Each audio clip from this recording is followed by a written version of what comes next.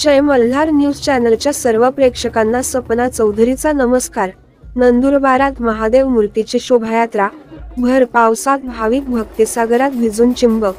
उज्जैन येथून आलेल्या डमरू पथकाने शहरवासियांचे वेधले लक्ष।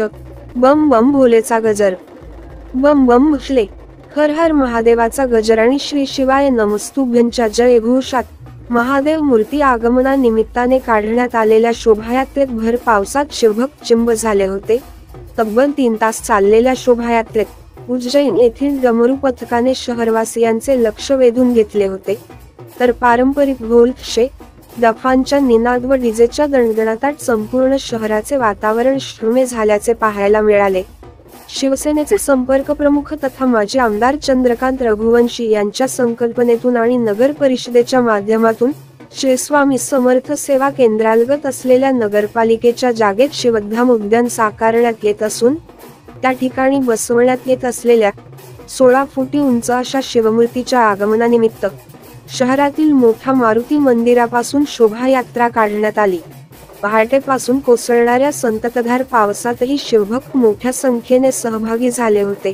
बम बम भुसले, हर हर महादेवाचा गजर आणि श्री शिवाय नमस्तुभ्यंच्या जयघोषात करीत शोभायात्रा काढण्यात झाली। मोठा मारुती मंदिरापासून निघालेली शोभायात्रा स्टेट बँक, अंधारे चौक, आमदार कार्यालय, जुनी नगरपालिका चौक, स्टेशन रोड मार्गे नेहरू पुतळा व तेथून शिवधाम उद्यान पर्यंत नेण्यात आली। त्या ठिकाणी शिवसेनेचे संपर्क प्रमुख तथा माजी आमदार चंद्रकांत रघुवंशी व माजी नगराध्यक्ष रत्ना रघुवंशी यांच्या हस्ते विधिवत पूजा करण्यात आली। महादेवांची 16 फुटी उंच मूर्ती क्रेनेद्वारे स्थानापन करण्यात आली।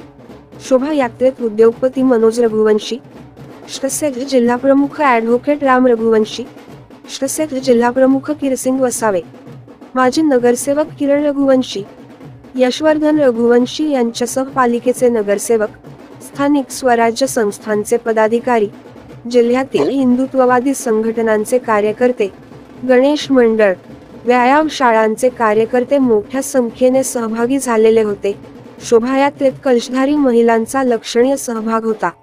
लहान बालकांपासून तर 75 वर्षांच्या महिलांनी देखील शोभायात्रेत सहभाग घेत शिव आराधना केली।